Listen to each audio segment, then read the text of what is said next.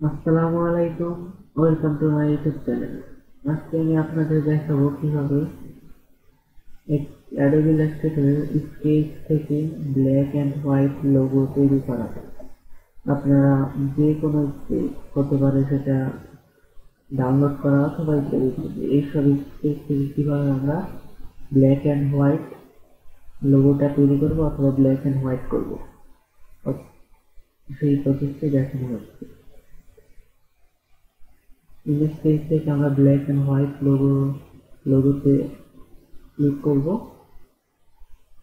Move টুলে গিয়ে ইমেজটি select করলে এই ইমেজ পেজের অপশনটি চলে আসবে। তারপর আমরা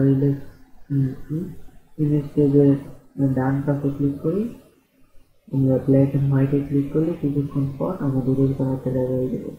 তারপর আমরা স্ক্যানে ক্লিক করবো, এগুলো আলাদা হয়ে যাবে। এখন আমরা আনগ্রুপ করে দিব। আমাদের ব্ল্যাক অ্যান্ড হোয়াইট হয়ে গেল। এটা খালি এই ইমেজে থেকে না, সকল ইমেজে থেকে যে কোনো ইমেজকেই এইভাবে ব্ল্যাক অ্যান্ড হোয়াইট করা যায়।